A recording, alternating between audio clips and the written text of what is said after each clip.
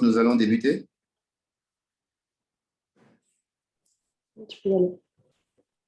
Donc, chères participantes, chers participants, bienvenue à cette conférence numérique sur l'environnement des affaires en Afrique, comment stimuler le développement des entreprises du secteur formel, organisée par l'Organisation internationale des employeurs et la Fondation Konrad Adenauer Stiftung. Donc, avant de débuter, je tiens à vous rappeler quelques consignes importantes pour le bon déroulement de cet événement. Donc, à moins que la parole vous soit donnée, prière de bien vouloir vous mettre sur mute tout le long de l'événement. La traduction simultanée anglais-français est disponible. Vous pourrez donc vous exprimer dans une de ces deux langues.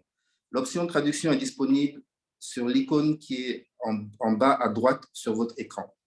Et vous pouvez également poser des questions directement dans la boîte de dialogue. Donc, la qualité du climat des affaires constitue un élément majeur pour créer un cadre attractif des investissements privés et favoriser aussi bien le développement durable que la compétitivité du secteur privé. Pour vous en dire plus, justement, sur le sujet et sur le pourquoi de cet événement aujourd'hui, j'appelle M. Roberto Suarez, secrétaire général de l'Organisation internationale des employeurs.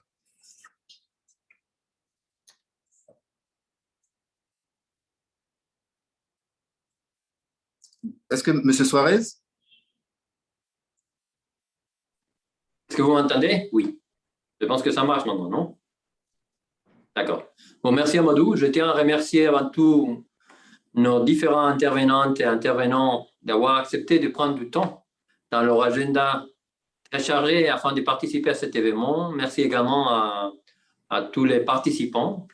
Un remerciement spécial à la Fondation Konrad Adenauer, qui est un partenaire stratégique pour l'OIE. Je vois maintenant Andrea, spécialement, qui va participer après moi. Je dois toujours faire référence à l'OIE comme le plus vaste réseau du secteur privé dans le monde. Et le fait que nous représentons plus de 50 millions d'entreprises dans 147 pays, ça c'est notre principal atout, ça c'est notre principale valeur ajoutée. Et le fait que notre organisation peut avoir une influence dans les politiques internationales, mais aussi nationales. C'est dans ces cadres-là que nous entreprenons des efforts pour rassembler diverses parties prenantes du monde des affaires, des décideurs politiques et des experts au niveau international. Les partages des expériences. Les partages des expériences, les partages des meilleures pratiques, l'identification des orientations politiques et des recommandations peuvent contribuer, entre autres, à restaurer la confiance dont les entreprises ont actuellement besoin suite à la crise profonde liée au COVID-19. L'objectif de cette conférence numérique vise précisément à échanger sur les réalités liées à l'environnement des affaires en Afrique, dont principalement l'informalité, et à formuler des recommandations à l'attention des organisations des employeurs. Mais aussi, on vise à adresser les représentants des gouvernements et à avoir des partenariats affectifs avec eux. Et nous, comme OIE, nous sommes très présents dans différents débats des Nations Unies. Nous suivons, mais nous nous engageons aussi avec différentes organisations du système. Mais nous sommes aussi le secrétariat du groupe des employeurs au sein de l'Organisation internationale du travail. Nous jouons un rôle très actif dans des initiatives internationales, mais aussi dans des discussions importantes au niveau national, avec des différents enjeux concernant le monde des entreprises, mais aussi le monde du travail. Il y a bien 2 décennies que nous avions commencé à pousser une ambition de traiter le phénomène de l'informalité de manière efficace. Ce phénomène qui touche un peu plus de 60% de travailleurs dans le monde et presque 90% aussi dans des pays en voie de développement. Il y a quelques mois, nous avons publié notre 3e document de position et d'orientation sur l'informalité, afin de donner une ligne directrice, mais surtout de donner des orientations et des pistes sur lesquels les organisations d'employeurs, mais aussi les gouvernements doivent agir de manière immédiate.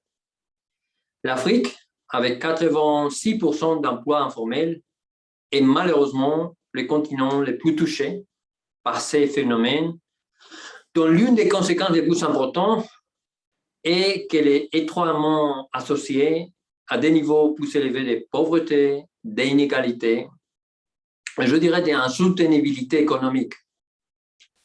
Les individus et les entreprises du secteur informel ont également un important déficit de productivité, ce qui est aussi un des défis les plus importants. S'attaquer à l'informalité fait partie intégrante de toute une stratégie visant à promouvoir une croissance et un développement plus durable et plus inclusif. Il ne faut pas oublier que l'informalité était encore très présente dans de nombreux pays développés. Au-delà, ça fait déjà 2, 3 ou même 4 décennies. C'est-à-dire que dans les années 60 et dans les années 70, plusieurs de nos pays développés avaient déjà un niveau d'informalité important. Ils ont réussi à baisser ces niveaux. C'est-à-dire qu'il y a des leçons à apprendre et aussi d'une évolution qui n'est pas toujours négative dont on doit tenir compte. Et pour cela, la qualité de l'environnement des affaires joue un rôle crucial dans la lutte contre l'informalité. Et c'est pour cette raison que nous avons tenu à orienter cet événement sur ce sujet. Comment on peut améliorer l'environnement des affaires de manière aussi à promouvoir des transitions efficaces à l'informalité. Pour encourager la croissance des secteurs formés, il faut assumer qu'il y a des régulations qui ne sont pas encore adaptées. De nombreuses économies en développement, la primauté des droits est faible. Les institutions aussi sont faibles. Les environnements pour les affaires ne favorisent toujours l'ouverture et la transparence. Certaines politiques économiques nationales ne sont pas adaptées et favorisent l'hausse du niveau d'informalité.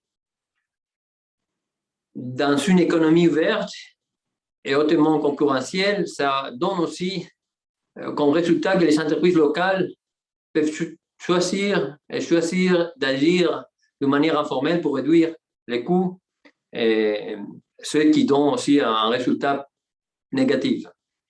Il est important d'évaluer ces influences pour créer des mécanismes qui aident aux entreprises nationales à gérer la concurrence de manière durable. Les organisations d'employeurs et les entreprises au niveau national sont un acteur clé dans ces processus. Les organisations d'employeurs ont un rôle distinct en tant que représentants des entreprises, mais plus important en tant qu'acteurs qui peuvent influer, avoir des partenariats efficaces avec les gouvernements pour mettre de l'ambition dans ces domaines. Les particuliers et les entreprises de l'économie informelle s'efforcent aussi de faire des affaires dans une situation d'incertitude juridique et d'insécurité, alors qu'ils sont également confrontés à de nombreuses contraintes économiques. Les entreprises rencontrent des difficultés en matière d'enregistrement, de fiscalité, de réglementation du travail, parmi d'autres domaines. Elles se retrouvent également face à des obstacles en matière de transactions, droits de propriété, de contrats, identité commerciale, mobilisation de capital et de commerce. En parallèle des politiques,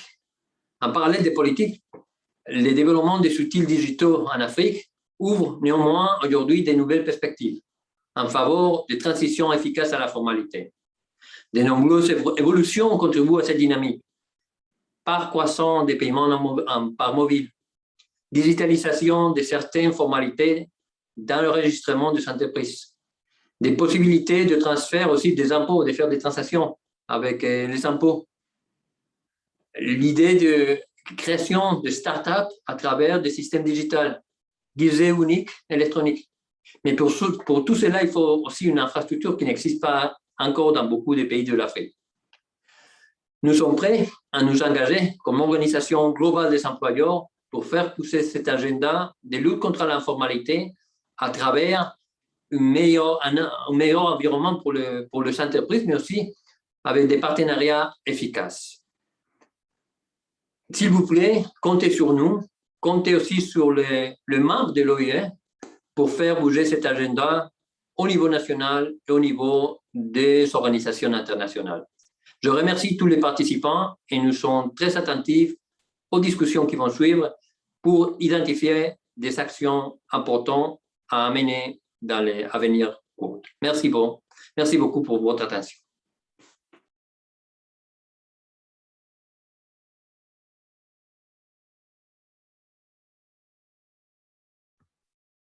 Amadou, you are muted.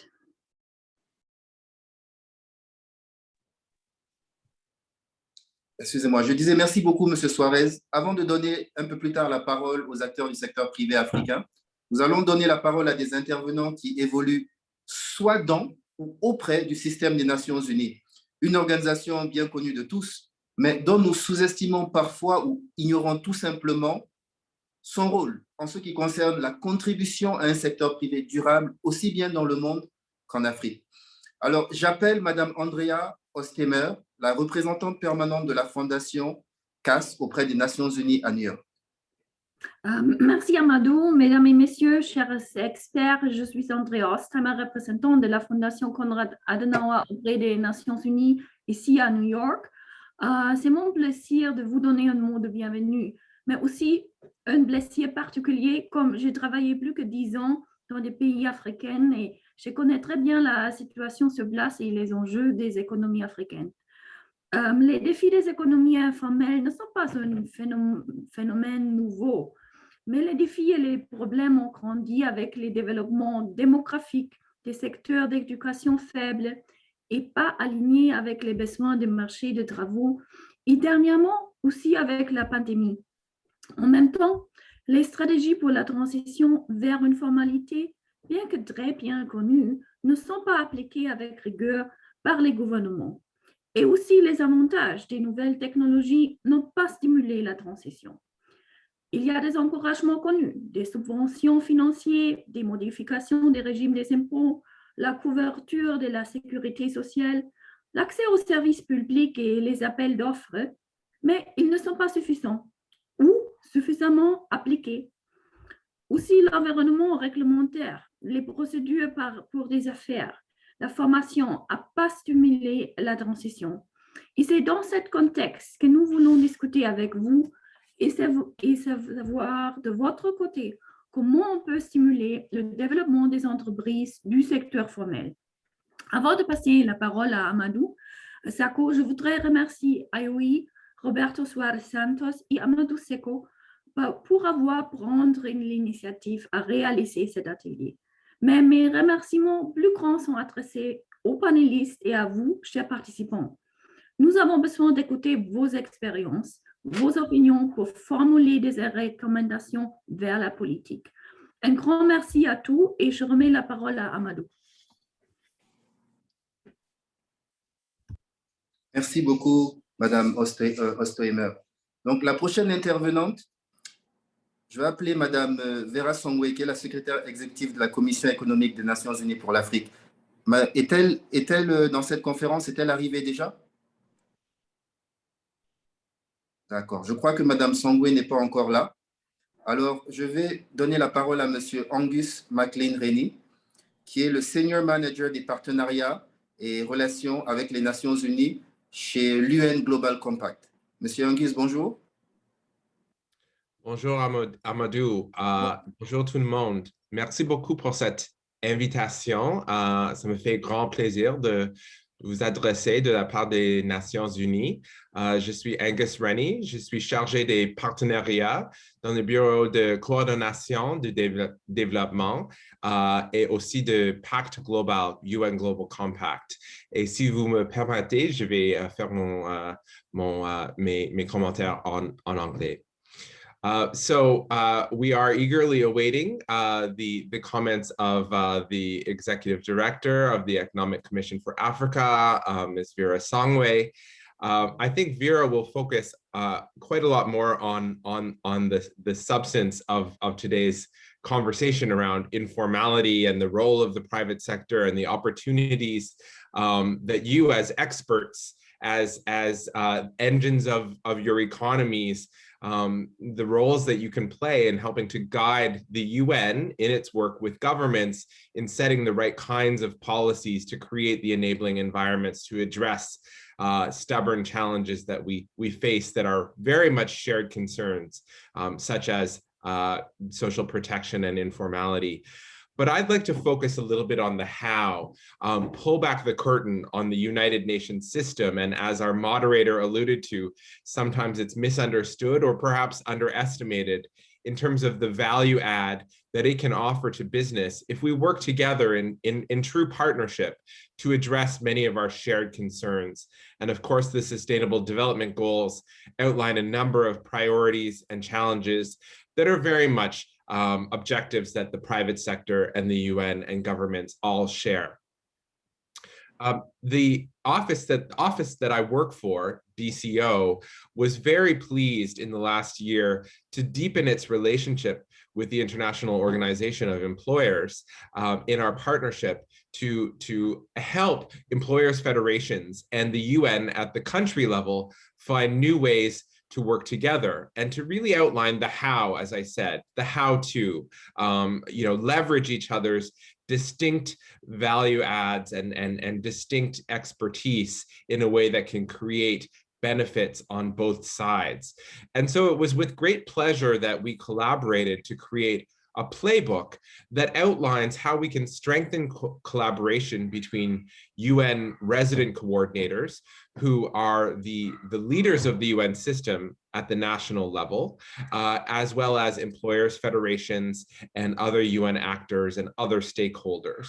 And the playbook, which I highly recommend to you, and I understand is available in French, gives an incredible overview of the different ways that we as partners can deepen our collaboration. And I'd like to just focus on one element so that hopefully coming away from today's conversation, you have a clearer sense of where you can engage, how you can contribute, what kind of questions to ask of your UN counterparts so that we can create real impact in our work together. And this relates to the strategic planning cycle that the UN now uses to develop its priorities and its activities. And there is tremendous opportunity in the way the UN has now designed its planning process for the private sector to play a key role, to have a seat at the table in those processes. So many of you may have heard that the UN has spent the last few years really undergoing quite significant reforms in the way it operates. And one of the ways that this has happened is at the national level in the way we develop our plans and priorities. And there are three main components, and the playbook outlines how business can contribute to these. The first is a roadmap where the UN system develops its milestones, its timelines, and a plan of action for how it is going to consult with stakeholders, identify priorities, and develop its plans. The next stage is an intensive analytical exercise to understand the landscape, economic landscape, development landscape, social, political landscape, so that the UN has a very clear understanding of the challenges and the ways in which it might be able to design its work to address them at the local level. Now, there is incredible opportunity in this analytical project for business to share its strategic insights, to help with long-term forecasting, to contribute data and expertise, to help shape the context that the UN will be referring to when it then develops its multi-year plan of action. The plan of action is called the cooperation framework. And this is where, as well, with the private sector at the table, we can ensure that we have very clear plans and priorities in the UN's program of work that relates to its partnerships with business. And so again, we really hope that in working with employers' federations, UN resident coordinators, and the entire UN system can tap into your insights, can understand your challenges for issues like informality, can really have a better sense of where the UN can add value. And one important element of all of this is that the government, the national government, signs off on these plans. And so working with the UN can also create a conduit or an opportunity for employers' federations to help influence the conversation that the UN is having with governments around policy change, et cetera. So this new approach to planning and strategic planning and this prioritization of partnerships at the local level and the playbook, which gives you a much clearer overview of the how-to, we hope can be a helpful building block for us to really deepen our relationships and our cooperation together. And one key component in closing I would just like to highlight is the UN's emphasis on values and principles and responsible business practices. And the playbook mentions the important role of the UN Global Compact. Many of you may have heard of this initiative, which is the UN's Responsible Business Initiative. It's a key partner to the IOE, and we're grateful to have the IOE's leadership on our board. The UN Global Compact calls on businesses to do business responsibly according to the values of the UN, and that's very core to the work of UN country teams and resident coordinators who are working very closely with the compact. And we have a new Africa strategy and a new SME strategy that we're deploying in the coming year. And I think there's tremendous opportunity for resident coordinators working with employers' federations and the UN Global Compact to really deepen our work together in Africa according to these new strategies and these new frameworks for cooperation.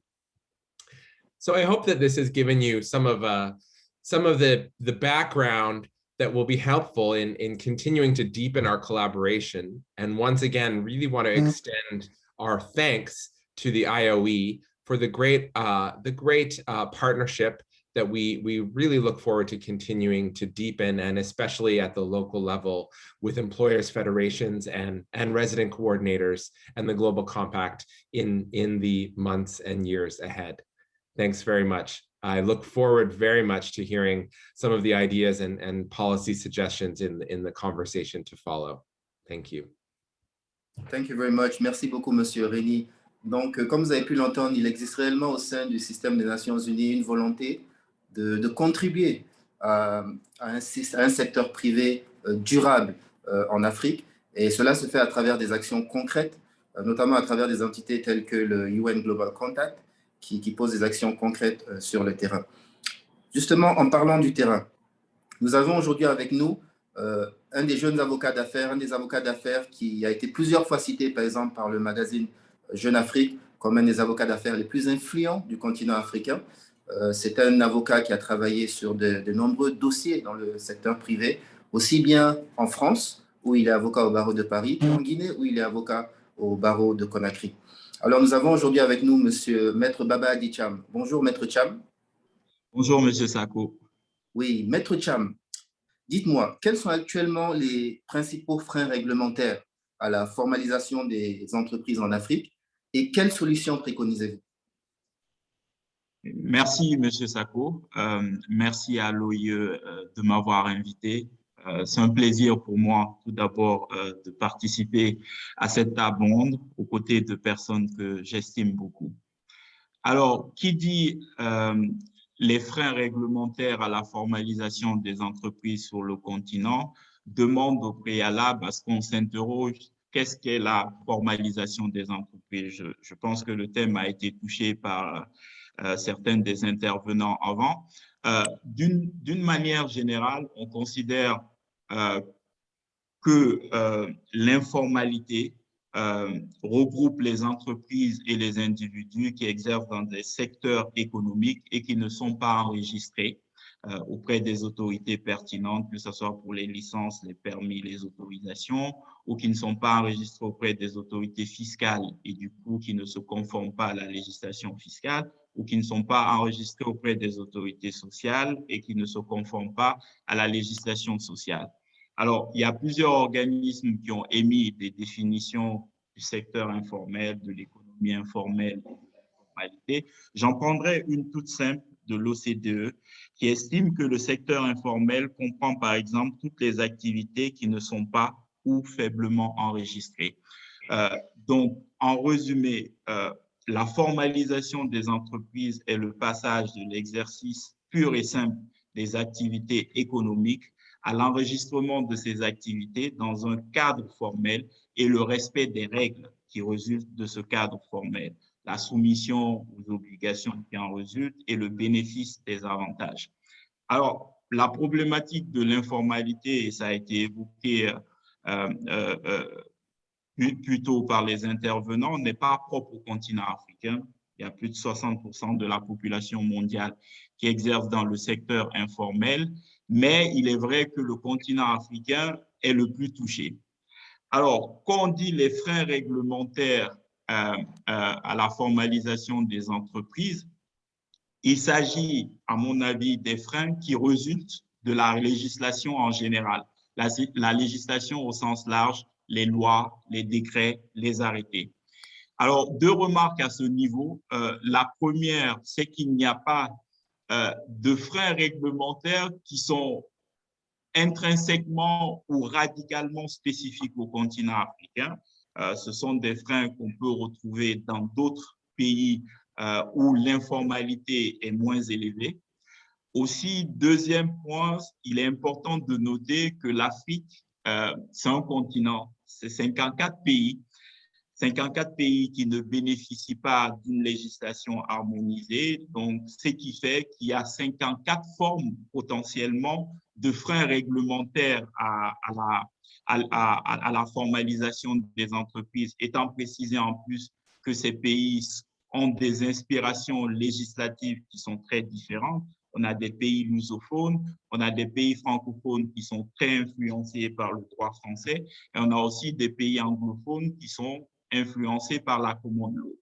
Mais il est possible quand même dans cet environnement législatif diversifié, de quand même trouver des points communs entre les pays africains qui fait au niveau légal, au niveau réglementaire, il y a certains freins qui sont considérés comme étant des freins à la formalisation des entreprises. Je vais me focaliser sur 3 d'entre eux. Le premier, c'est l'enregistrement des entreprises. Alors, l'enregistrement des entreprises, il s'agit des freins qui sont liés aux démarches de création et d'enregistrement des entreprises, que ce soit d'un point de vue droit des sociétés avec l'émission du RCCM, que ce soit d'un point de vue réglementaire avec l'émission des autorisations réglementaires ou encore d'un point de vue fiscal.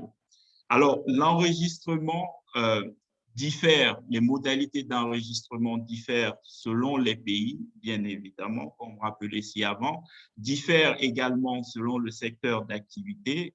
Typiquement, dans les pays africains, quand on exerce dans le secteur minier, il faut un permis minier, et diffèrent aussi selon le chiffre d'affaires. Par exemple, au niveau fiscal, le rattachement aux grandes ou aux petites entreprises se fait dépendamment du chiffre d'affaires de la société. Alors, dans l'imaginaire collectif, on considère que la procédure de création et d'enregistrement des entreprises sur le continent africain est longue, est complexe et elle est fastidieuse. Or, la création et l'enregistrement constituent vraiment la première phase de l'entrée dans la formalisation des entreprises. Donc, il est important que cette phase soit la plus simple, la moins onéreuse et la plus rapide possible. Sur la base de mon expérience professionnelle, vous l'avez rappelé tout à l'heure, j'ai exercé pendant quelques années en France avant de rentrer m'installer sur le continent. Il est vrai qu'il est plus facile d'enregistrer une société en France qu'en République de Guinée, c'est une réalité. il est aussi vrai qu'il est plus facile d'obtenir des informations sur une société française qu'une société guinéenne. C'est une autre réalité. Aujourd'hui, à mon avis, il y a des freins réglementaires qui ne méritent pas, en tout cas, de perdurer à ce stade. Typiquement, quand on voit la société par action simplifiée, qui est la forme sociétale la plus utilisée en France, et dans l'espace WADA, qui est un espace de 17 pays de l'Afrique francophone, pour constituer une SAS, il faut passer par un notaire, ce qui suppose de payer les frais de notaire, ce qui suppose de passer par une procédure qui est un peu plus complexe. Et ça, typiquement, c'est un frein réglementaire, à mon avis, qui ne mérite pas aujourd'hui de perdurer.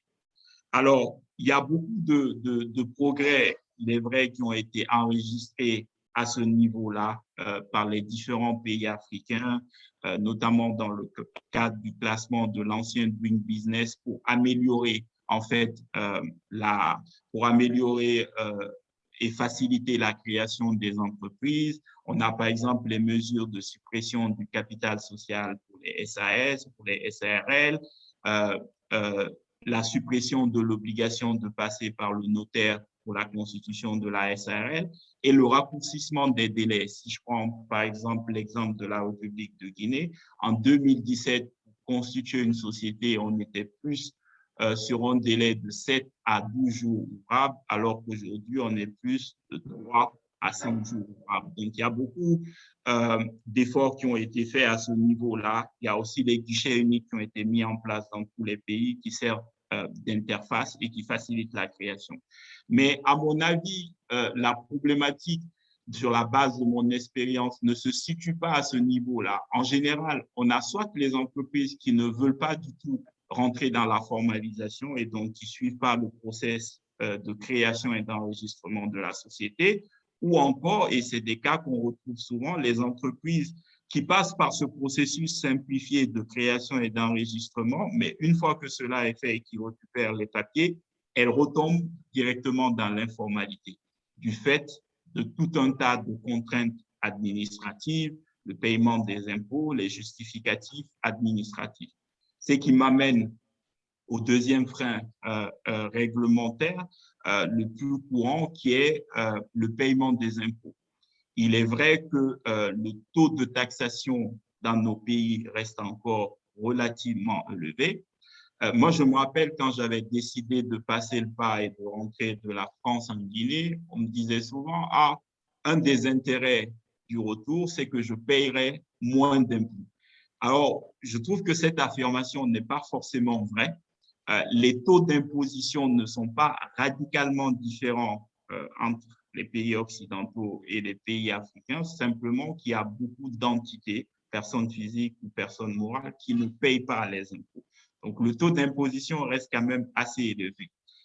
Il y a aussi la problématique de l'administration fiscale qui, des fois, n'a pas toutes les compétences ou cette administration fiscale a encore des pratiques qui constituent des freins.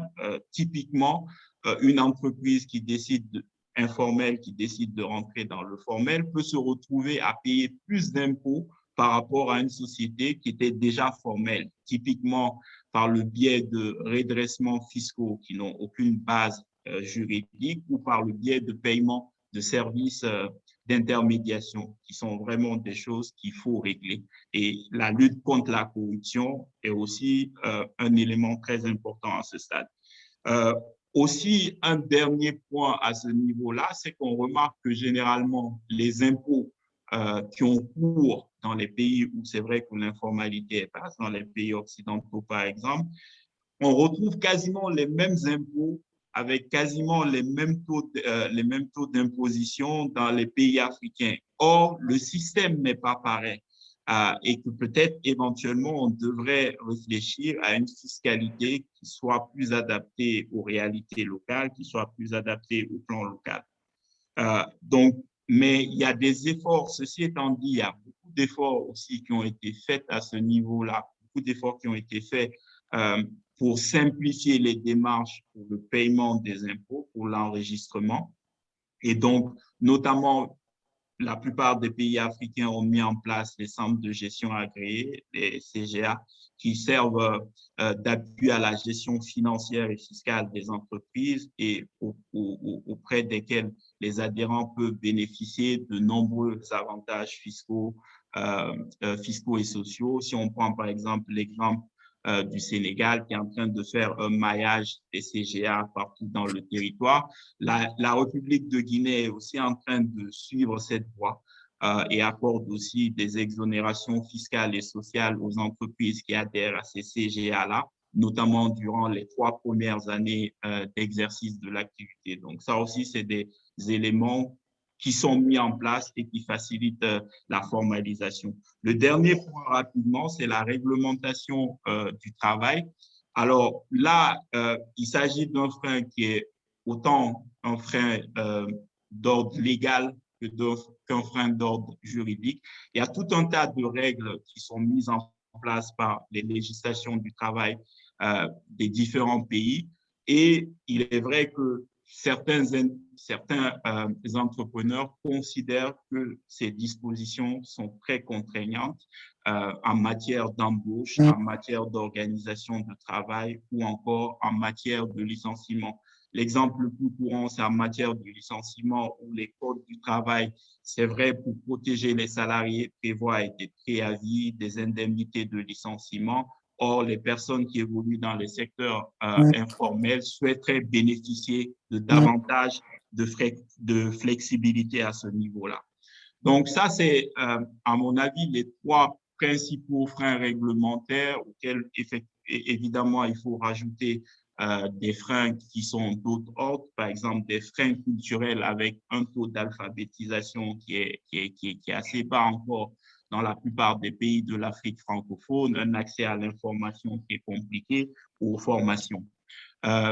Donc voilà, et du coup, on voit bien dans la trame de ce qui se passe que ces freins réglementaires, au fur et à mesure, les pays africains sont en train de mettre en place des législations, des procédures pour faciliter les choses. Et il est vrai que, par exemple, si on voit l'exemple de la Guinée, beaucoup de choses ont été faites, même des pays limitrophes de la Guinée. Et pour conclure là-dessus, je dirais sur la base de mon expérience, quelques recommandations que je pourrais donner toujours pour continuer dans cet élan de formalisation des sociétés. C'est pour les populations qui sont alphabétisées, les populations des communautés urbaines, pouvoir faciliter les services en ligne de création des sociétés, des sociétés ou de paiement des impôts, supprimer des freins réglementaires qui n'ont plus de raison d'être aujourd'hui. Typiquement, je ne vois pas pourquoi on devrait passer par un notaire aujourd'hui pour constituer une SAS, alors que c'est une société qui devrait être accessible à tous. Il faut aussi, à mon avis, investir beaucoup dans la formation des agents qui n'ont, comme je l'ai dit tout à l'heure, pas les compétences nécessaires souvent sur ces choses et qui continuent avec des pratiques qui sont des pratiques d'autre temps qui ne facilitent pas la formalisation. Aussi viser les sanctions que ces personnes, appliquer les sanctions quand ces personnes n'appliquent pas la loi dont elles sont supposées être les gardiennes. Je terminerai par là. Il y a aussi, à mon avis, un vrai exercice de vulgarisation. Il ne faut pas, nos pays africains, ce n'est pas juste les capitales. À l'intérieur du pays, il y a un vrai exercice de vulgarisation sur les avantages de la formalisation, sur les avantages des CGA, sur aussi les informations pratiques, les informations fiscales et sociales, et aussi les bonnes pratiques à avoir à ce niveau-là. Et enfin, je dirais l'accompagnement, comme je disais tout à l'heure. Oui, exactement. Je vais conclure. L'accompagnement des sociétés, une fois qu'elles sont enregistrées, il ne faut pas juste que l'étape de la formalisation se limite à l'enregistrement. Il faut un accompagnement des sociétés, les suivre de façon de façon continue pour s'assurer qu'elles restent dans le processus de la formalisation. Et enfin, quelque chose qui n'a rien de juridique, mais je pense qu'on devrait mettre en lumière davantage peut-être des histoires de personnes qui sont passées dans le secteur informel au secteur formel pour pouvoir inciter et promouvoir davantage la formalisation des entreprises. D'accord. Merci beaucoup, Maître Cham, pour cette présentation très complète. On note que vraiment l'enjeu de la formalisation est multidimensionnel. Et justement, vous avez évoqué un point très important, c'est celui de l'accès à l'information pour les entreprises. Vous avez fait la comparaison entre votre expérience en France et votre expérience en République de Guinée. Et justement, nous avons aujourd'hui avec nous M. Stanislas Zézé-Bayard, qui est le PDG de Bloomfield Investissement, qui est la première agence de notation en Afrique de l'Ouest et en Afrique centrale. Bonjour, Monsieur Bayard. Bonjour. Bonjour, Monsieur Bayard. Justement, j'ai une question pour vous, dans le même ordre d'idées, et à la lumière de votre expertise. C'est justement, quels sont actuellement aussi les principaux freins, quels sont aujourd'hui les principaux risques, plutôt, excusez-moi, liés en général à la pratique des affaires en Afrique? Comment les surmonter? Et j'ai une autre question, c'est justement, quel est le rôle du capital humain, de l'humain, dans tout cela, du développement du capital humain? Je vous passe la parole. Merci infiniment. Je vais essayer de ne pas être trop long. Écoutez, déjà, je veux vous remercier l'OIE de m'avoir invité à cette conférence. Je crois qu'il est important déjà, quand on parle d'investissement en Afrique, de se rappeler que l'Afrique, c'est 54 pays, donc 54 cultures différentes, 54 façons différentes de faire des affaires, donc ce n'est pas un seul bloc homogène. Donc c'est extrêmement important. Sinon, malheureusement, on risque de se tromper d'un pays à l'autre dans une logique d'investissement. Et je crois qu'il est extrêmement aussi important de comprendre que quand on parle de risque, la perception qu'on a vis-à-vis du continent est généralement une perception un peu biaisée, parce que justement, de l'extérieur, ceux qui ont l'intention d'investir en Afrique ne vont pas toujours comprendre les codes d'investissement dans différents pays d'Afrique et vont présumer, et vous regardez, vous voyez ça même dans les notes qui sont écrites sur l'Afrique de l'extérieur, de présumer du niveau élevé de risque. C'est vrai qu'il y a forcément, quand on parle de risque, évidemment, on parle de freins, mais on parle aussi d'opportunités. Donc, je vais mettre l'accent sur les deux, sur différents points. Ce qui revient généralement, c'est le cadre juridique, donc la possibilité de pouvoir faire du business et en cas de litige, avoir un procès équitable. Donc, c'est vrai que dans le passé, ça posait beaucoup de problèmes en termes de gouvernance du secteur juridique, mais beaucoup de pays ont compris l'importance de justement assainir leur environnement juridique de sorte à pouvoir attirer des investisseurs. Donc, on commençait à mettre en place des juridictions commerciales, donc des juridictions de business. Donc, vous avez des tribunaux de première instance de commerce et maintenant d'autres pays comme la Côte d'Ivoire, par exemple, sont allés plus loin et ont mis en place des tribunaux de seconde instance, donc des tribunaux d'appel de commerce. Donc, vous avez toute une juridiction réservée à l'environnement des affaires avec des juges consulaires qui sont généralement des gens du secteur privé qui ont l'expérience du secteur privé, donc peuvent mieux apprécier les situations de conflit entre différentes personnes physiques ou morales du secteur privé.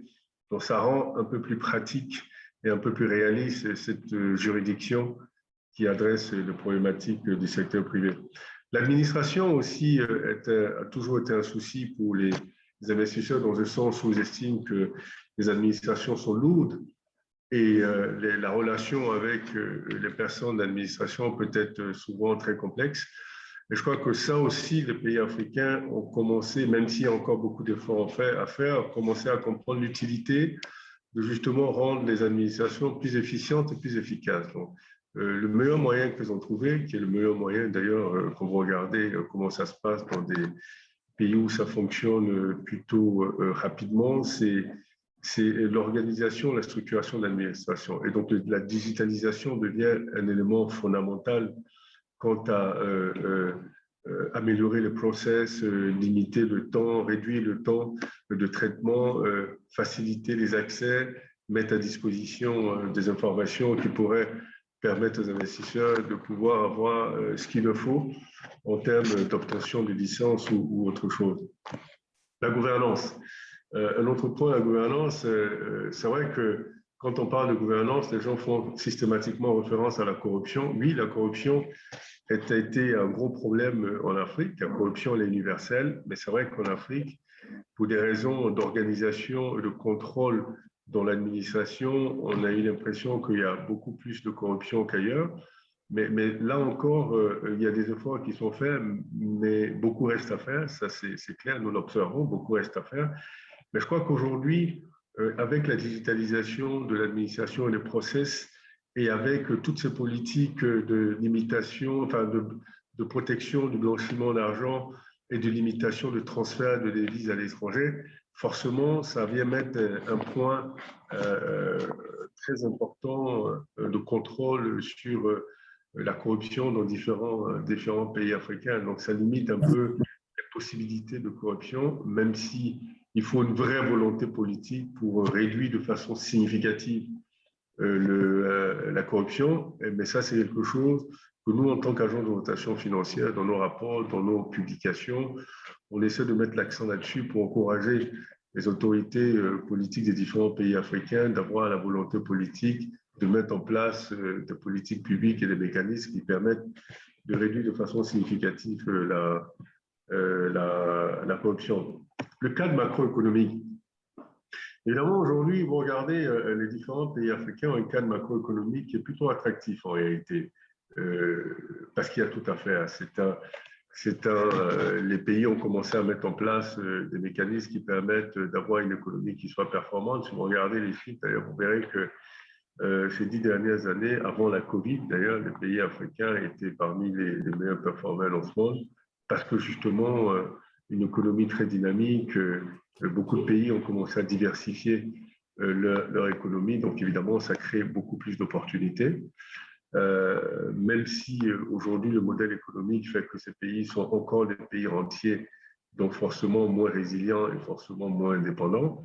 Même si elles ont une capacité de résilience à court terme et à moyen terme, elles l'ont montré d'ailleurs avec cette pandémie.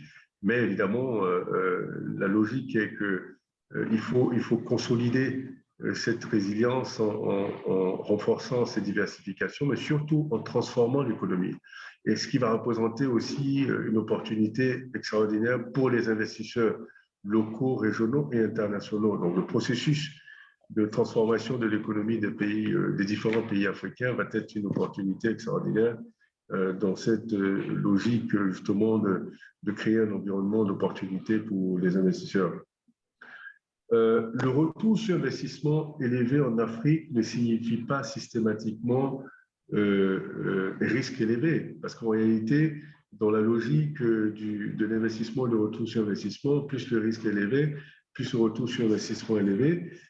Mais c'est plutôt, dans le cas de l'Afrique, c'est plutôt parce qu'il y a moins de concurrence. Il y a beaucoup de choses à faire, il y a quasiment tout à faire, il y a moins de concurrence et il y a beaucoup de situations de monopole. Donc, il fait que celui qui a moins de concurrence va avoir la possibilité d'avoir de gros retours sur investissement et ceux qui sont en situation de monopole également d'avoir de retours sur investissement. Donc, ça ne signifie pas systématiquement un niveau de risque très élevé. Et donc, malheureusement, dans certaines pratiques de pricing, les entités internationales présument qu'avoir un retour sur investissement qui est très élevé signifie que le risque est très élevé.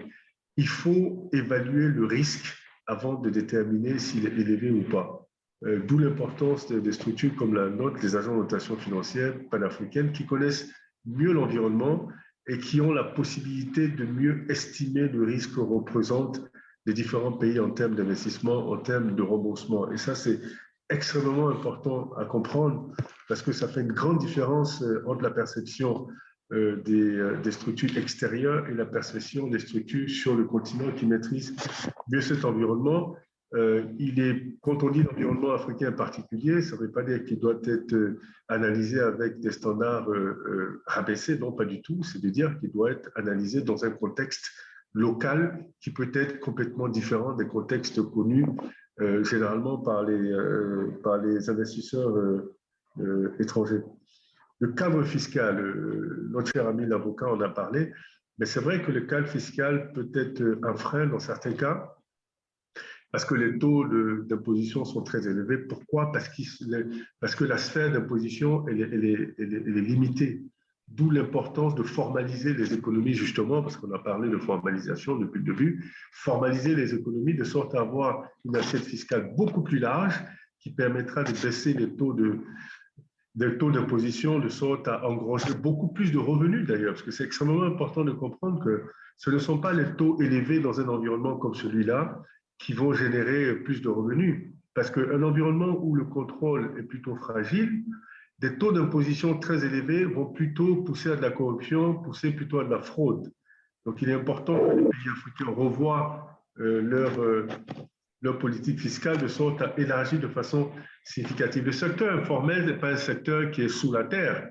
C'est un secteur qui est dans le privé, qu'on connaît, puisque les chiffres du secteur privé sont pris en considération dans le calcul du PIB. Donc, ce n'est pas qu'on ne sait pas où ils sont. On sait où ils sont. Il faut une vraie volonté politique, justement, de formaliser les économies. Et ça, c'est quelque chose auquel les pays africains devraient mettre l'accent, parce que ça devient une nécessité aujourd'hui. Avec les conséquences économiques que vont produire cette crise, ce n'est plus une question de choix, c'est une question essentielle et une question de survie. Il est extrêmement important que les pays africains comprennent qu'il faut formaliser leur économie pour avoir une étendue de revenus beaucoup plus large, de sorte à engranger plus et réduire le niveau d'endettement et réduire leur recours à l'endettement, parce que justement, elles vont rentrer dans une phase où ils auront besoin de beaucoup plus de revenus. La politique de transfert des devises peut être aussi une contrainte dans la mesure où les pays africains, pour la majorité d'entre eux, ont des réserves de devises qui sont faibles, alors que l'investisseur étranger qui vient investir, l'objectif, c'est de rapatrier après ses bénéfices. Et ces bénéfices, généralement, il les rapatrie en devises. Et donc, comme le taux le niveau de devises est faible, il est important de comprendre que les politiques de transfert des devises peuvent être contraignantes, donc vont réduire certaines possibilités, ce qui pourrait être un frein aux investisseurs. Mais je crois que beaucoup de pays ont compris l'importance de la flexibilité de la politique de transfert des devises pour pouvoir attirer des investisseurs étrangers. Donc, la responsabilité de créer l'environnement attractif pour les investisseurs nationaux, régionaux et internationaux est la responsabilité des États. Je crois que ça, c'est quelque chose qu'on doit comprendre, extrêmement important.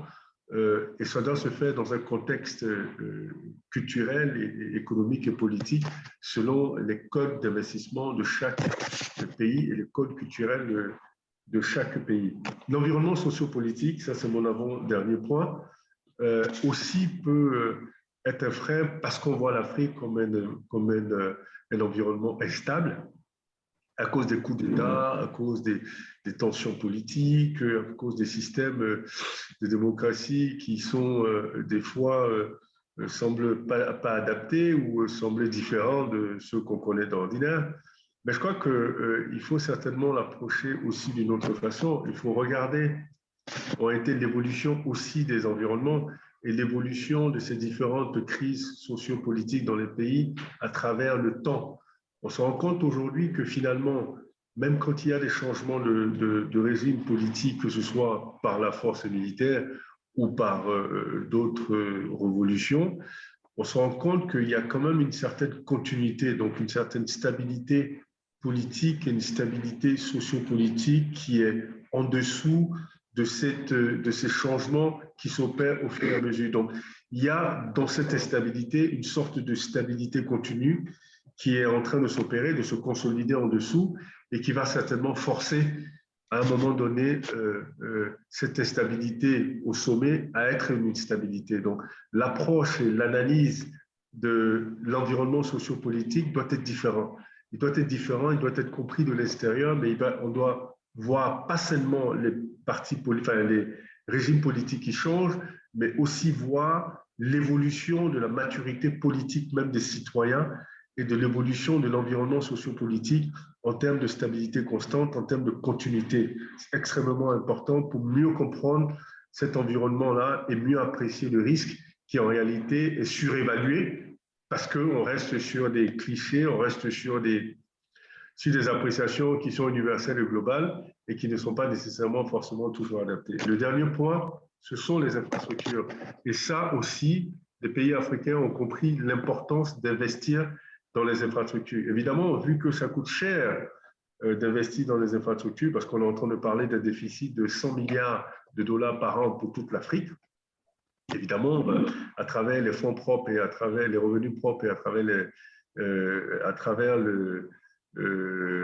l'emprunt, les pays ne pourront pas justement combler ce gap-là. Donc, ce gap, il est comblé généralement avec le secteur privé, d'où l'importance de cette relation publique-privée à travers des BOT, à travers des partenariats qui permettraient au secteur privé de financer ces infrastructures économiques-là. Et ça a été le cas dans beaucoup de pays. On encourage les pays à continuer justement dans cette logique des BOT qui permettrait de réduire l'investissement public et sans limiter cet investissement dans les infrastructures qui est absolument nécessaire et qui sera en grande partie financé par le secteur privé. Merci. Merci beaucoup, M. Zaya, pour cette brillante présentation. Je retiens cette phrase marquante où vous dites qu'il y a tout à faire en Afrique.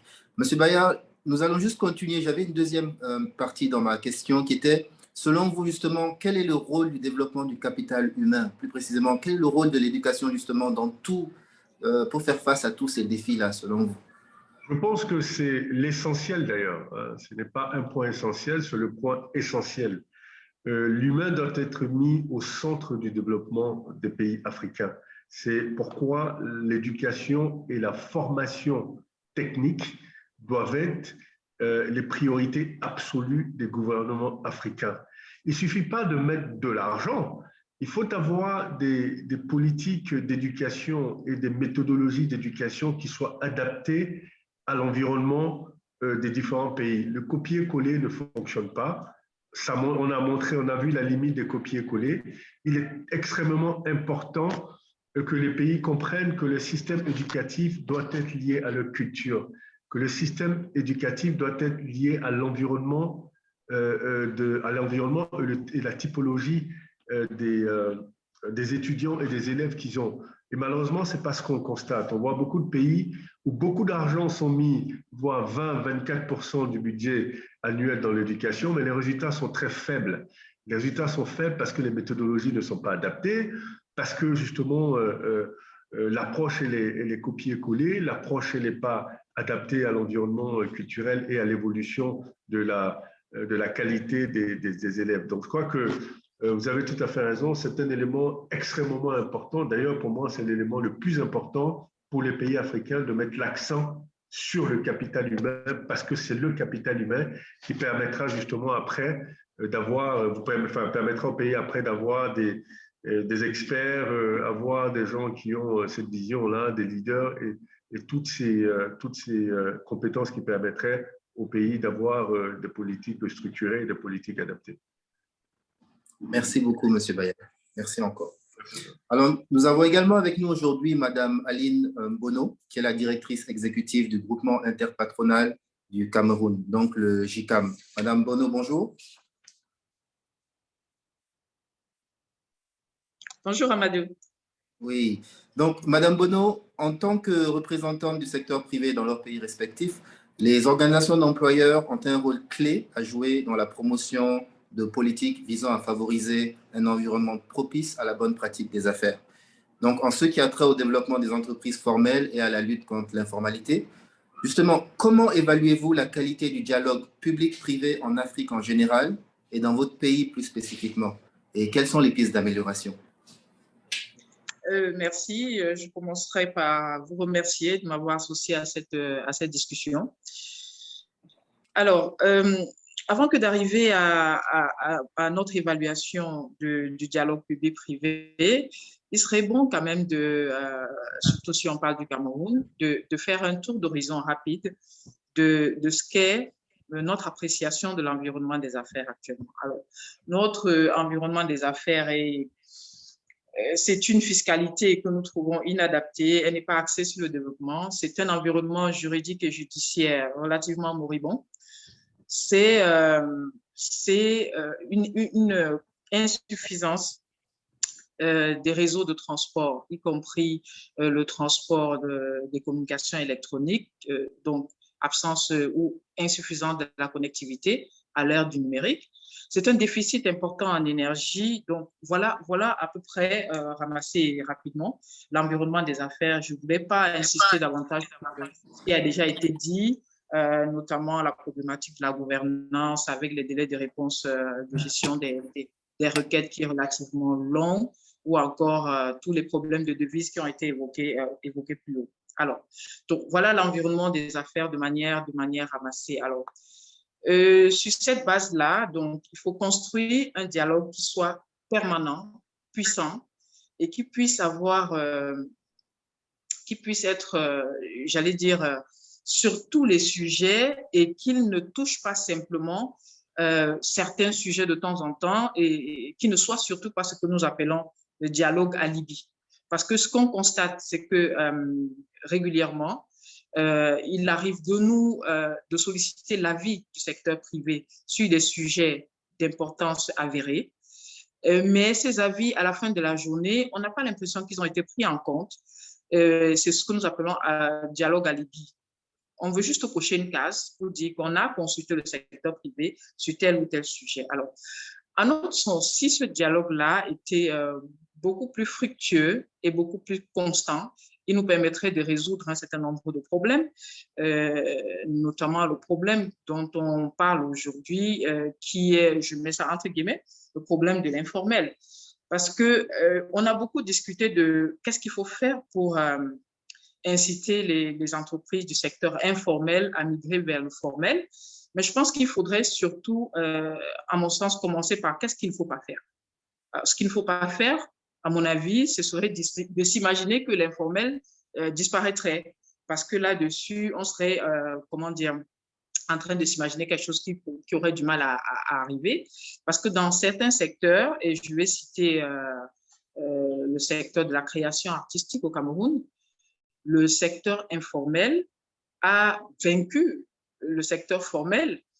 Bon, peut-être plus par forfait que par KO, mais dans tous les cas, on ne peut pas envisager la fin du secteur informel. Alors, ce qu'il faut faire, à mon sens, c'est trois choses. C'est trois choses pour pouvoir ramener dans les rangs le secteur informel. Ça passerait par, premièrement, une restructuration. Cette restructuration permettrait d'organiser par secteur d'activité. Je prends l'exemple du secteur que j'ai cité tout à l'heure, la créativité. C'est le cas, par exemple, des artisans qui pourraient être structurés en associations. Et ces associations-là pourraient donc adhérer à certains groupements professionnels, au patronat notamment, et avoir des sortes de plateformes qui leur permettraient d'échanger avec le secteur formel et d'échanger des services avec le secteur formel. Ça leur donnerait quoi? Deux choses. La reconnaissance, qui est très importante en Afrique, et la visibilité. Alors, ces choses-là pourraient donc amener progressivement ces artisans, pour rester dans l'exemple que j'ai pris au départ, vers la formalisation de leurs micro-entreprises.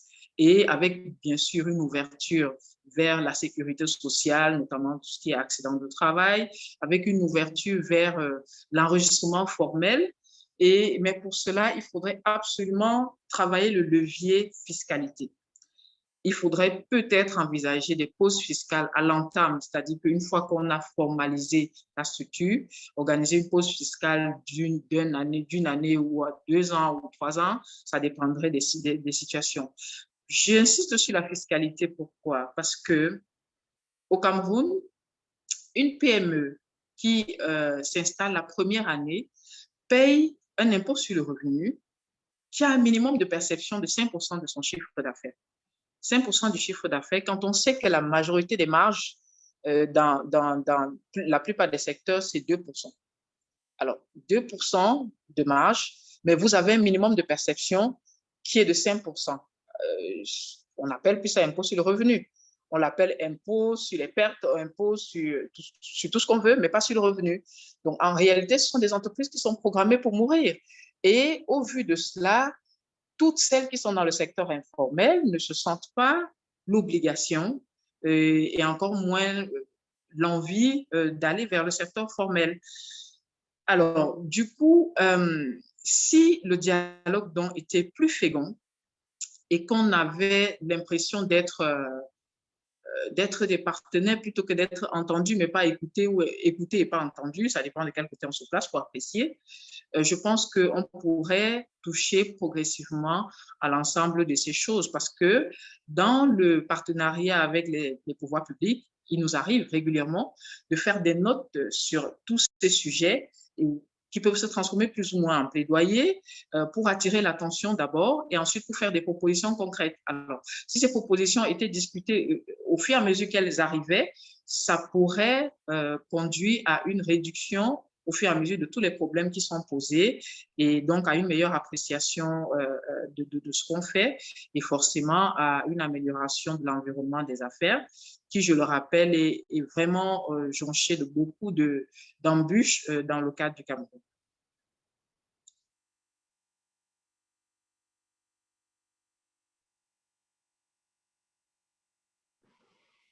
Merci beaucoup, Madame Bono. Est-ce que vous avez terminé votre intervention ou c'est un problème de réseau? Oui, j'avais… non, du tout. J'avais terminé la communication. Maintenant, s'il y a une autre question, je suis ouverte.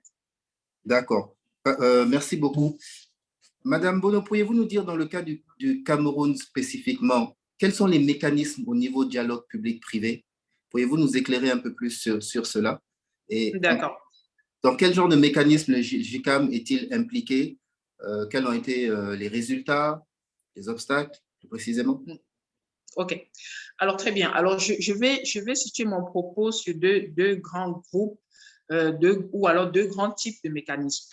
Alors, le premier type de mécanisme, c'est ces comités et commissions qui existent dans plusieurs secteurs, dans plusieurs administrations sectorielles.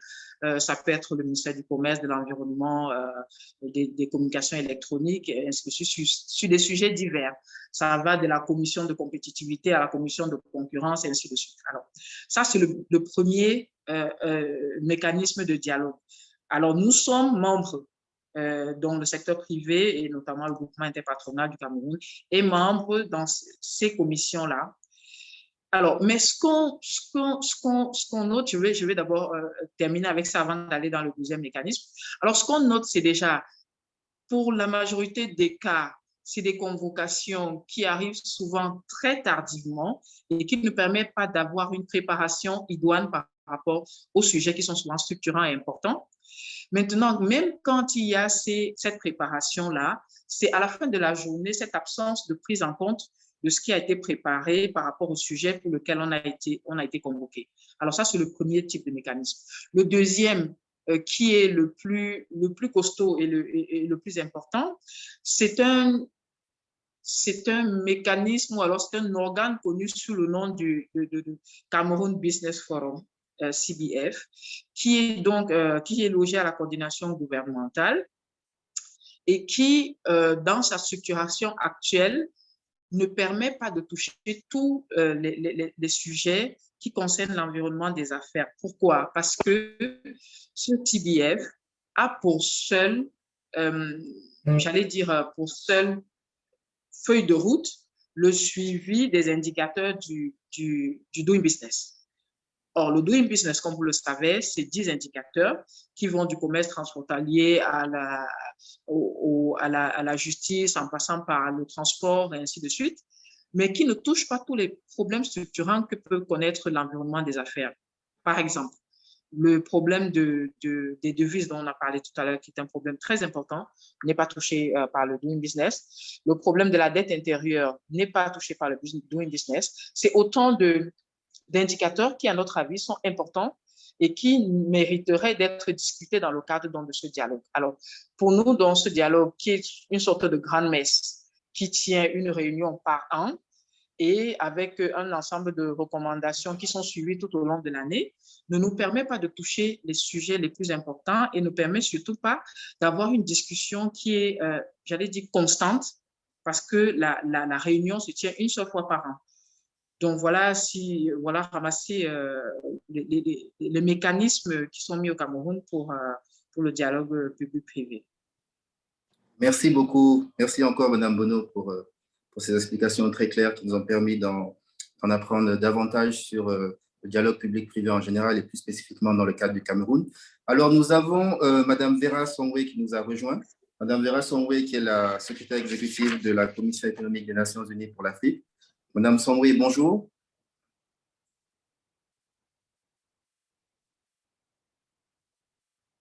Est-ce que Madame Vera Songwe est là?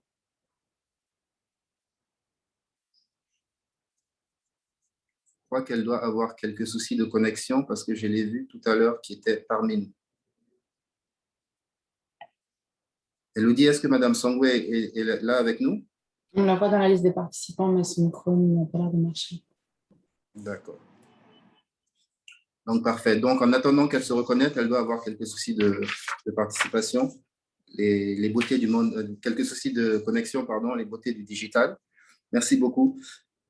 Nous avons également M. Jean-Luc Conan qui me signale qu'il a malheureusement quelques petits soucis de connexion. Il était avec nous tout le long, mais malheureusement, il vient de se déconnecter. Vous savez, comme ça a été dit un peu plus tôt par certains acteurs, l'investissement dans les infrastructures est très important, notamment dans les infrastructures technologiques. Nous savons qu'en Afrique, notamment, nous avons encore de nombreux défis à ce niveau. Monsieur Baba Adicham, Maître Baba Adicham, je vais revenir à vous pour une question. Également sur la qualité du dialogue public-privé. Vous qui avez présidé une organisation de jeunes employeurs, justement au niveau de la qualité du dialogue public-privé en Afrique et dans votre pays plus spécifiquement, comment l'évaluez-vous justement, tout ce qui concerne le lobbying pour le développement d'un secteur privé plus durable? Merci Amadou.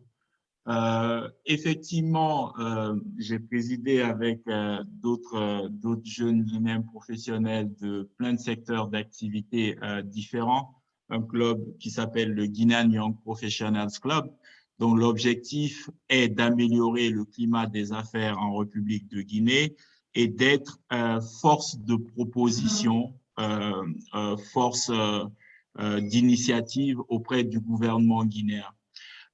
Il est vrai qu'aujourd'hui, sur ce point, il reste encore beaucoup à faire. Si je prends l'initiative du Guinean Young Professionals Club, par exemple, à la fin de chaque conférence, il y avait des propositions qui avaient été mises en place et ces propositions, la plupart aujourd'hui n'ont pas encore été traduites en mesures concrètes en fait.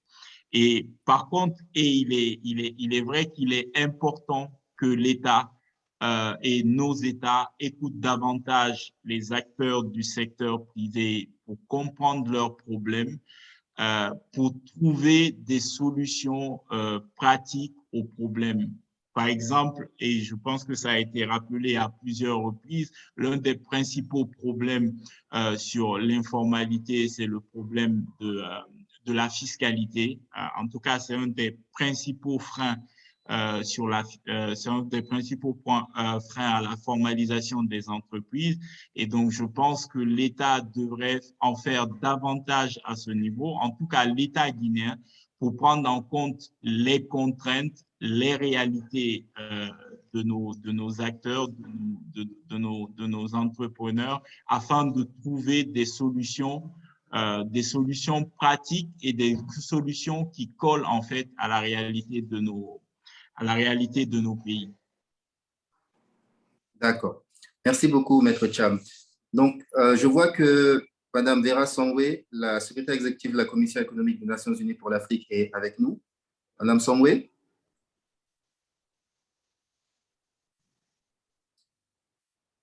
Madame Vera Songwe, est-ce que vous m'entendez? Je suis là, j'essaie de... Allô? Oui, bonjour Madame Songwe. Bonjour, comment allez-vous? Oui, ça va très bien, merci. Merci d'être parmi nous aujourd'hui. Nous sommes très heureux de compter sur votre participation. Alors, pu vous joindre au début de la conversation. Oui, c'est des choses qui peuvent arriver. Nous vous comprenons. Alors, Madame Songwe, tout le long de cette conférence qui tire vers sa fin, Nous avons différents acteurs du secteur privé sur le continent africain, avocats, financiers, ont exposé les défis liés à la pratique des affaires en Afrique, les défis liés à la formalisation des entreprises, les défis liés également au dialogue public-privé. Alors, vous aujourd'hui, qui êtes secrétaire exécutif justement de la Commission économique des Nations Unies pour l'Afrique, nous aimerions avoir votre point de vue aussi bien sur la contribution du système des Nations Unies pour le développement d'un secteur privé durable sur le continent africain que sur les différents enjeux liés à la formalisation des entreprises. Merci beaucoup. Je vous en prie, je vous remercie, Excellence, tout le monde. Can I speak in English or do I have to speak in French? Yes, of course, you can speak in English. We have the simultaneous translation. Okay, thank you. But I'll try because I listened to some of the interventions in French as well. Listen, I think that the colleague from Cameroon talked a lot about the doing business and the importance of opening up the doing business space. But more importantly, I think it's, we have three things that make businesses competitive. And for the informal sector to become formal, they need at least for governments and states to be able to provide them with that. The first one is clarity of the policy environment. What does, if a business is going to open, what does it need? How can it do it? And that's where the doing business becomes quite important. And I always say that the doing business index is not so much an index for the big businesses that can fly in and see the head of states of these different countries.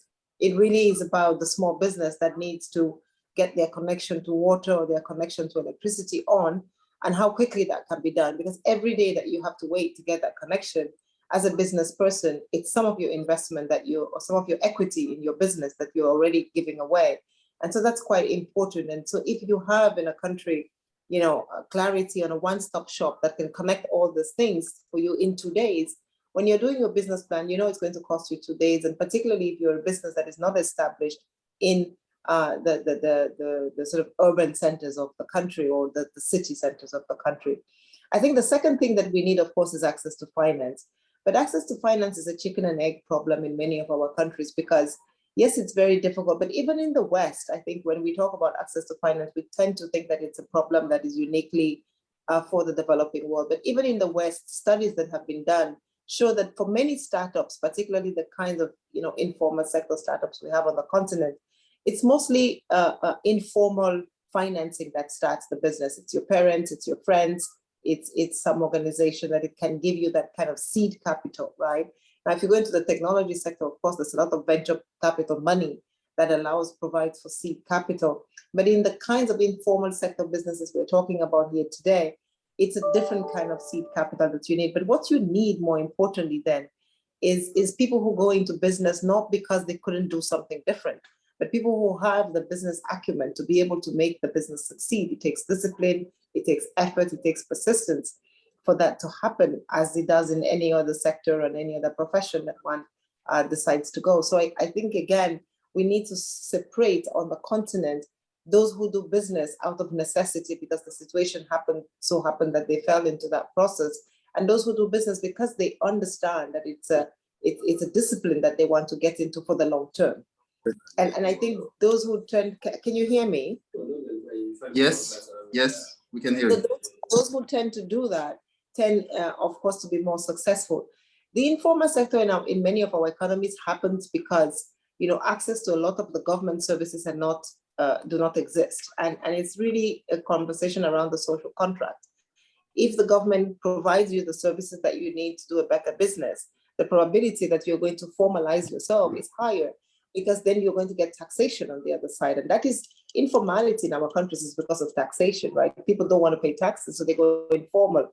But if you do the long run cost of informality, it ends up being much higher, particularly in a period of COVID, where if you lose your job, you have no support because there is no system in place then to pick you up because you haven't been contributing into the formal sector. So I think we have examples in countries like Kenya, in Nigeria, in Benin, where the government has managed to have a kind of system that allows you to come into to formalize yourself. It gives you a 5-year time frame to establish fully as a business before we start, collecting taxes.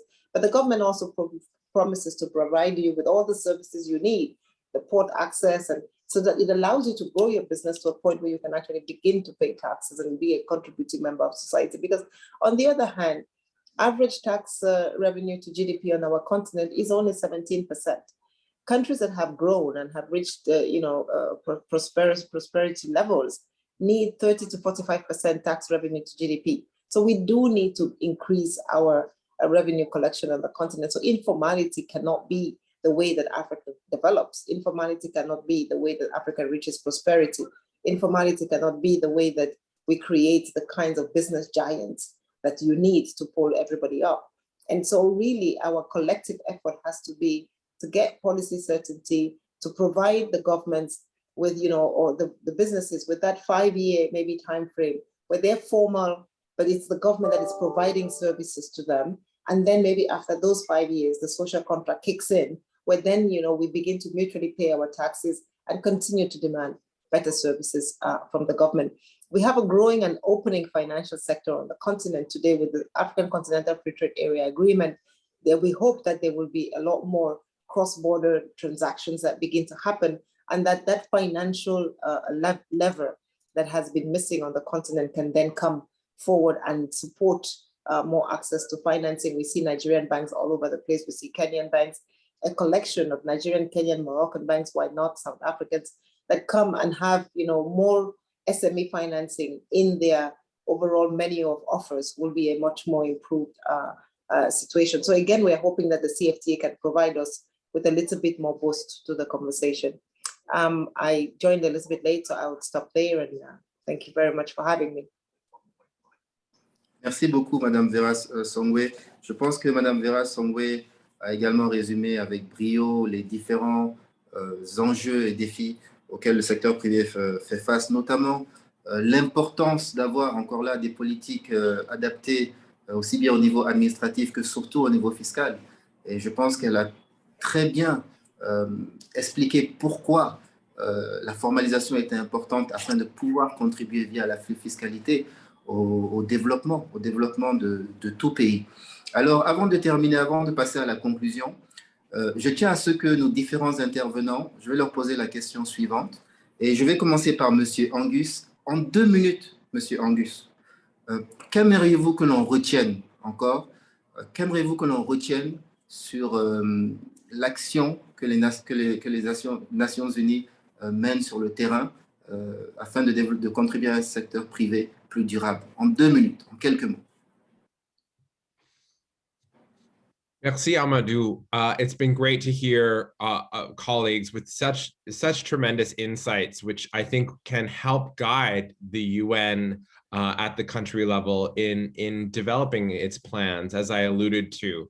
I think, country by country, obviously the landscape differs, but I would really encourage, as a follow-up to this great dialogue, efforts to set up bilateral conversations with resident coordinators, with your UN country teams, to share these ideas and these challenges and your suggestions around how the UN can advocate for smart public policy change in its interactions with the government, and how employers, federations, and local private sector groups can work together with the UN to be effective partners in ensuring that we do improve and enhance the ability for businesses to function effectively. And so I do hope that this can be continued, this conversation can be continued. As I mentioned, the playbook gives really detailed guidance around some of these specific opportunities and the how to create the channels of dialogue and cooperation that we need to effectively go from conversation to action to real policy change. So thanks again for including us, and really look forward to continuing the discussion. Over. Merci beaucoup, Monsieur Angus. Alors je passe à Monsieur Cham, Maître Babadi Cham, s'il vous plaît, en quelques mots, en 2 minutes. Qu'aimeriez-vous que l'on retienne justement sur l'enjeu de la formalisation des entreprises en Afrique? Il y a beaucoup. Tout d'abord, merci à nouveau de m'avoir invité, et merci aux différents intervenants pour la qualité des propos. je pense que ce qu'on peut retenir au jour d'aujourd'hui d'un point de vue juridique et réglementaire, c'est qu'il y a beaucoup de choses qui ont été faites, mais il reste encore un peu de chemin pour pouvoir y arriver. Je pense qu'il est vraiment très important, tout ce qui a été mis en place à la date d'aujourd'hui a été mis en place sur la base de recommandations qu'on a prises chez les pays évidemment développés qui ont un secteur informatisé, un secteur informel qui est beaucoup moins important. Mais il est important au jour d'aujourd'hui aussi que les pays africains commencent également entre eux à pouvoir tirer des leçons de ce qui se passe dans d'autres pays africains et qui ont marché dans ces pays africains pour pouvoir prendre cette expérience, parce que c'est vrai que nos réalités sont plus similaires dans ces pays africains. Je pense que maintenant, la Banque mondiale ne va plus publier le rapport Doing Business qui servait de base en cela pour des mécanismes de comparaison. Et je pense que c'est une opportunité, une très bonne opportunité pour les pays africains de pouvoir avoir ce système d'échange d'informations sur les échecs, sur ce qui a marché pour pouvoir en tirer profit et que, voilà, qu'on puisse réduire de façon drastique le secteur de l'informel avec les nombreux avantages qu'on a vus au cours de cette table ronde. Merci beaucoup. Et maintenant, M. Stanislas Zezebaya, en 2 minutes, en quelques mots, qu'aimeriez-vous que l'on retienne justement quand il s'agit de la pratique des affaires en Afrique? Je crois qu'il est extrêmement important de comprendre que chaque pays africain devrait comprendre, d'ailleurs, parce que je m'adresse plutôt aux pays africains, que la responsabilité de créer un environnement des affaires attractif de leur pays leur revient. Donc cette responsabilité n'est pas la responsabilité des Nations Unies, ni la responsabilité de la Banque mondiale, ni la responsabilité de personne d'autre, mais de ces pays-là. Et qu'il est extrêmement important qu'ils s'y l'approprient et qu'ils repensent justement leur façon de justement créer cet environnement-là. C'est-à-dire qu'aujourd'hui, avec cette pandémie, les choses seront certainement plus les mêmes. Et je crois que ça a été un choc terrible extérieur qui est venu montrer un peu aux pays africains certaines de leur fragilité, de leur faiblesse. Donc, il est extrêmement important, à mon avis, qu'il soit mis en place une vraie réflexion d'ensemble sur le modèle économique des pays africains pour pouvoir créer un environnement beaucoup plus attractif et créer un environnement, des économies beaucoup plus résilientes et vraiment s'engager résolument dans la transformation de leurs économies pour qu'elles deviennent au fur et à mesure systématiquement attractives tout en étant indépendantes et résilientes. Merci beaucoup, M. Baya. Et pour terminer, Mme Aline Bono, du GICAM, en quelques mots, qu'aimeriez-vous que l'on retienne? Oui, M. Sako, en quelques mots, ce serait de dire que l'environnement des affaires, donc, étant essentiellement dynamique, dont en proie à des facteurs autant endogènes qu'exogènes, le dialogue socio-public-privé n'est pas une option, c'est un impératif. Il faut absolument définir un cadre de dialogue qui nous permette donc de pouvoir discuter de manière fréquente et régulière sur tous les sujets donc, qui pourraient impacter l'environnement des affaires. Voilà. D'accord, merci beaucoup. Alors, avant de donner la parole à M. Roberto Suarez Santos, le secrétaire général, je tiens à m'excuser au nom de M. Jean-Luc Conan, le président directeur général du groupe Cofina, qui malheureusement a rencontré durant cette conférence des soucis techniques et qui ne sera pas en mesure de nous joindre d'ici la fin, mais ce n'est que partie remise. Alors, j'appelle pour le mot de la fin le secrétaire général de l'OIE, M. Roberto Suarez Santos. M. Santos? Merci Amadou à nouveau. Ce n'était pas mon intention de faire des conclusions parce que moi, j'étais dans un mode d'apprentissage ici. Et je crois que les niveaux de contribution aussi des idées qui ont été présentées vont nous aider à l'OIE pour faire un suivi. Ce n'est pas à moi d'identifier cette action qu'on doit amener ensemble avec quelques gouvernements, avec quelques organisations internationales. Je veux aussi remercier à tous les participants, mais peut-être c'est plutôt à vous de nous dire comment est-ce que nous, comme OIF, peut vous aider. Alors, Amadou, je ne sais pas si tu es maintenant dans des conditions de faire quelques remarques comme follow-up. Moi, j'aimerais bien déjà donner quelques éléments pour savoir comment est-ce qu'on peut amener la discussion sur la informalité et les transitions vers la formalité avec un partenariat efficace de la part du secteur privé. Et pour cela faire, on aura besoin de vous, on aura besoin aussi de votre engagement continu et aussi de vos idées. Et peut-être, Amadou, tu peux nous donner quelques éléments de réflexion, d'action. Tout à fait. Et à nouveau, je vais vous remercier vivement et franchement pour votre engagement avec notre organisation. On est prêt à continuer ce travail ensemble. Merci beaucoup. Merci beaucoup, M. Suarez. Alors, comme M. Roberto Suarez l'a indiqué, il faut savoir que ce sera un dialogue continu. D'ailleurs, suite à cette conférence, un rapport sur cette conférence sera publié, qui sera partagé à tous nos membres, mais également à vous, tous les participants. Et nous avons vraiment bien noté 3 points sur lesquels vous avez insisté, vous les intervenants principalement. Donc, c'est encore là, je répète, la nécessité d'avoir des politiques adaptées. On s'en doutait bien, mais vous avez vraiment insisté sur cela, adaptées et effectives, aussi bien sur le plan administratif que sur le plan fiscal. Mais également la partie de la formation qui a été brillamment couverte par M. Stanislas Zezé-Bayard, le renforcement du dialogue public-privé. C'est primordial que les acteurs du secteur privé aient un rôle de leadership afin de pouvoir contribuer à ce que les acteurs du secteur informel transitent vers le secteur formel. Donc, le renforcement du dialogue public-privé afin que les organisations d'employeurs, par exemple, puissent militer plus efficacement sur ces questions-là. Donc, je tiens à tous vous remercier, chères participantes et chers participants. Merci encore d'avoir pris du temps dans votre agenda très chargé. Merci encore à la Fondation Konrad Adenauer d'avoir co-organisé avec l'Organisation internationale des employeurs cette formation. Et nous continuons le dialogue. Merci beaucoup. Merci.